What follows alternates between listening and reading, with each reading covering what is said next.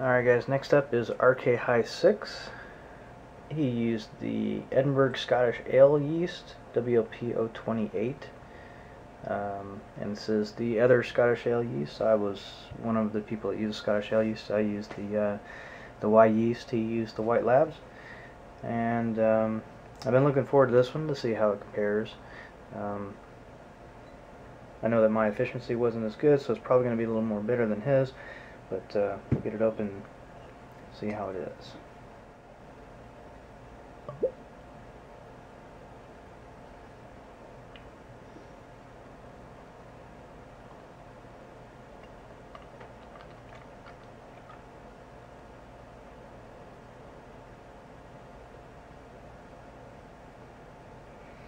A really clean bottle because all the yeast settled to the neck of the beer bottle.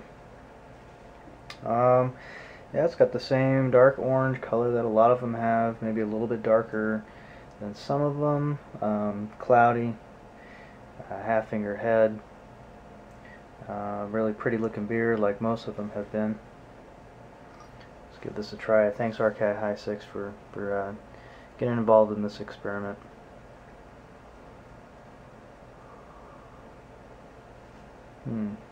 I smell a little bit of malt sweetness and then a little bit of toastiness in there too. Like a little bit of roastiness, I would say.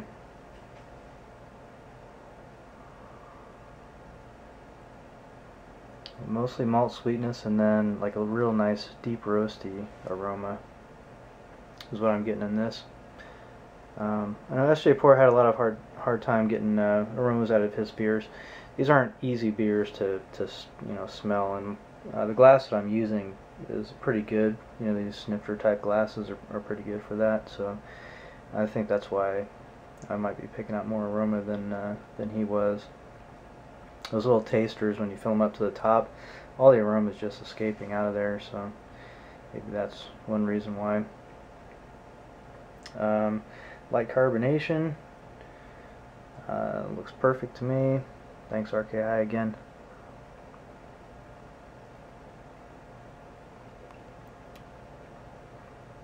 Ooh yeah, that's nice. A lot of smooth caramel. A really smooth caramel. That's what I'm getting.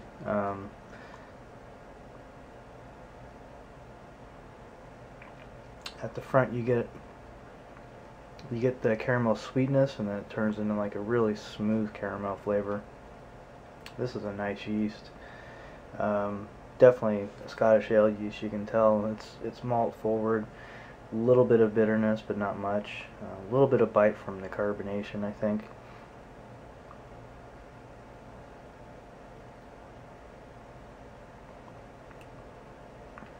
The bite from the carbonation helps to clean the palate, but it still lingers.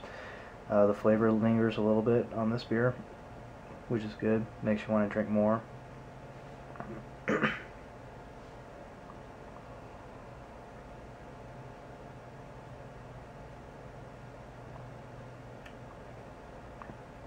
It's hard for me to say which Scottish ale yeast I like because of the mistakes that I made in the brewing of my beer. The IBUs are much less in his than it is. Well, it's the same, but the perceived bitterness is more in mine because the efficiency was off by a good 15 points. I want to say that they're very similar though.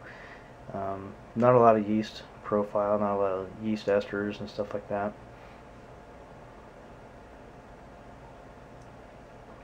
Description of this yeast is: Scotland is famous for its malty, strong ales. This yeast can reproduce complex, flavorful Scottish style ales. This yeast can be an everyday strain similar to WLP001. Hop character is not muted with this strain as it is with WLP002. Yeah, you do get a little bit of bitterness. A little bit of bitterness on the front and the back, I think. The bitterness lingers as well. But the nicest thing about this beer is the really smooth caramel flavors that you get. The malts really stand out very well. Not getting any cidery or anything like that for this one. Although I may have in the aroma a little bit. Not really now.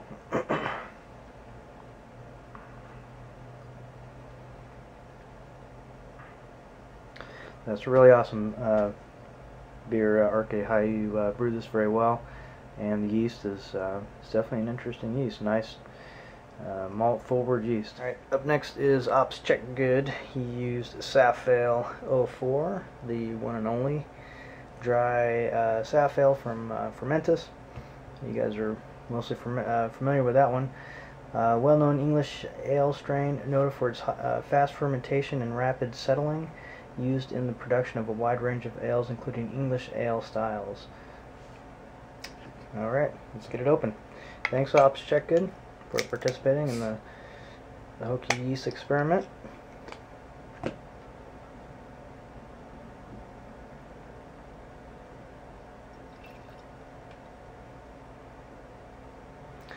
This one's color is pretty light.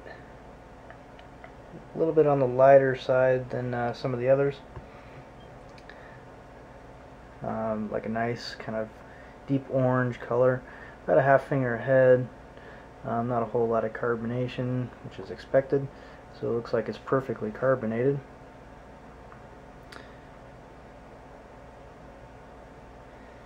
Let's get the aroma.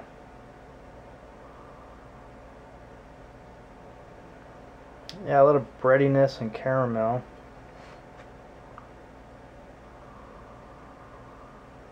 Maybe a slight cider ester.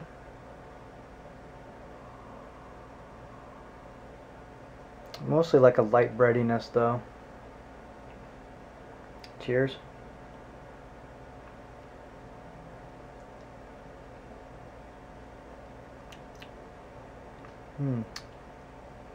It's pretty good. A little more bitter than some of the others, but balanced with the malt sweetness.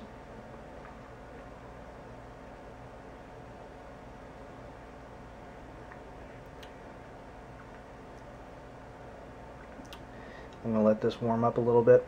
I'll be right back. Okay, so I've been letting this warm up a little bit, and I really like this beer a lot. I think it's well made. The bitterness really goes together well with the breadiness of the malt.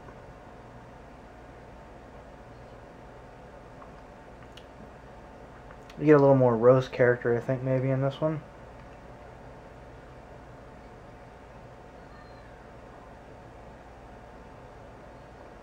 Some slight light fruit esters, but not much. Really nice bitterness, especially on the finish.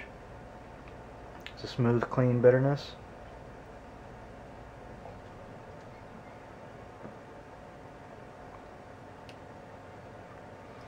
And like I said, just a few maybe cidery esters, but not in a bad way. In any kind, more like Spajor's beer.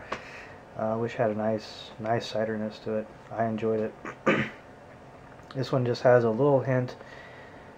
Could come off with maybe as a malt sweetness as well.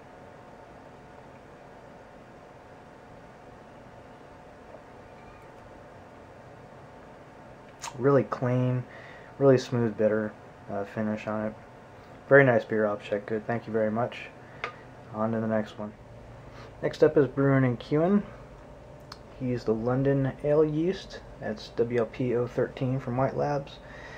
Dry malty ale yeast provides a complex oaky ester character to your beer. Hop bitterness comes through well. This yeast is well suited for classic British pale ales, bitters, and stouts. Does not flocculate as much as WLP 002 and WLP 005. Okay, sounds good. Thanks, BrewinandQin. You didn't send me any Q, but that's okay. I forgive you. Very awesome to try your beer. Let's get the pour.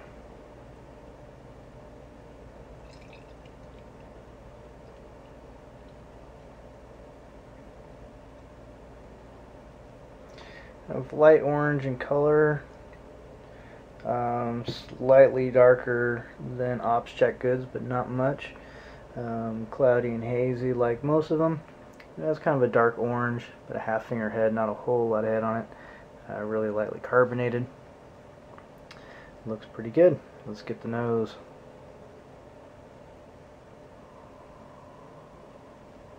Yeah, there's definitely like a roasty character in there. A really dark, dank, roasty character. Maybe it's a malty character.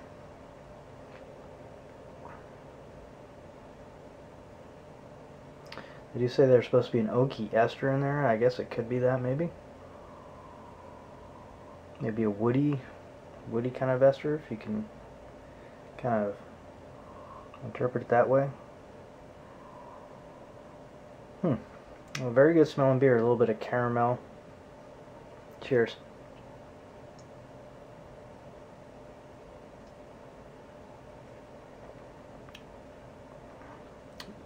This one's a little bit sweeter than the last one that I had. Definitely get the caramel in it. A lot of caramel. And there is a little bit of an oaky ester in that. I get that. I've been drinking Oaked Eric and Bassford from Stone Brewery. And it's got a really overpowering, almost oak flavor to it. And this just has maybe a hint of that flavor.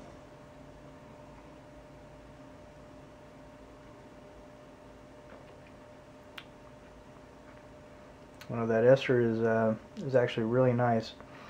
Kind of light to medium carbonation, because you get a little bit of carbonation to clean the palate. Just letting it warm up a little.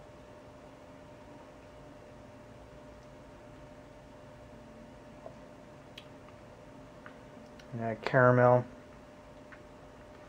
Maybe maybe a dark fruit ester a little bit, but that's more of a woody thing, I think. Yeah, that oaky ester does come through in this yeast. It'd be interesting to have it in maybe a darker beer. Very interesting yeast.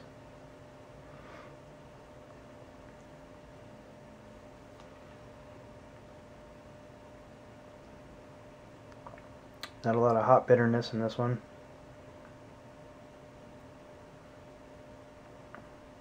Really nice mouthfeel.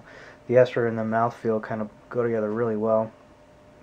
Mouthfeel's kind of maybe medium bodied.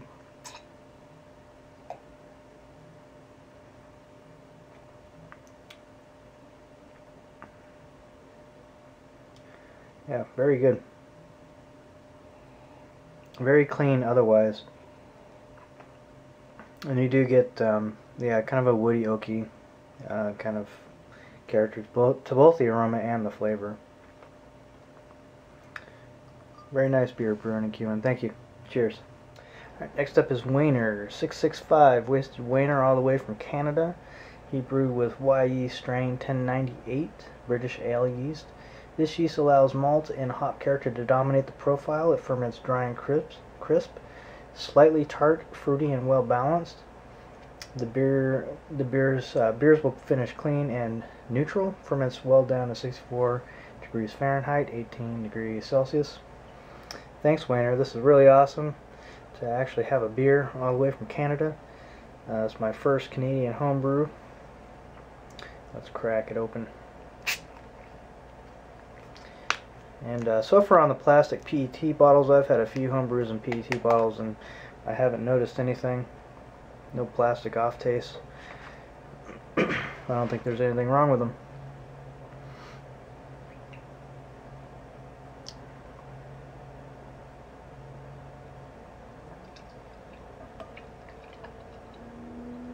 Give it a nice vigorous pour. Pours a nice rich amber, like a copper amber color. A little extra beer in there. So yeah, like a nice brownish copper amber. Cloudy like all of them. Really deep, rich color. Got a half finger head. Head looks to be about the same as all of them. Let's get the nose. This one has got a pretty clear, pretty clean aroma on it, but it does have a little bit of a fruit ester. Maybe like a young pear or cider, like a sweet apple. That's what I was looking for, sweet apple. Let's give this a try. Cheers. Thanks, Wayner.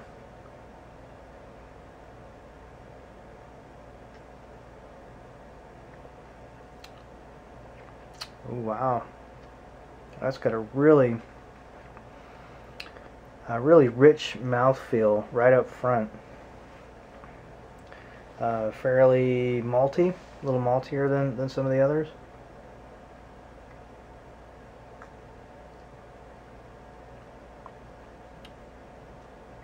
You do get a little bit of maybe a roast bitterness combined with the hot bitterness just in the middle of the mouth. It goes away, finishes really dry. What was this? This is another high alcohol one, 6.67%, and I do think that I get a little bit of an alcohol, you know, ethyl flavor in there. Not too bad. Not something that jumps out at you or anything.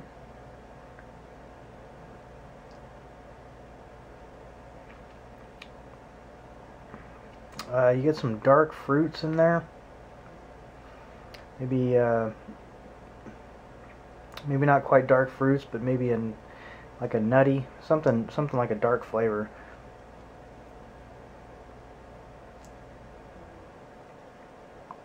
I'm gonna say like a fig, like a dark fruit, I think. You could also interpret that maybe as a woody kind of character. A little bit similar to the I think BrewinandQin's one was supposed to be oaky. This one isn't quite as strong as that. This one's got a more of a really coating kind of mouthfeel. Very thick on the tongue, but finishes clean, so it's very drinkable. Really low carbonation that kind of plays along with that really well. So brewed that pretty good. Yeah, there's a lot of dark esters, dark fruit esters in this one. They kind of turn into like a thick mouthfeel that coats the tongue. Really nice.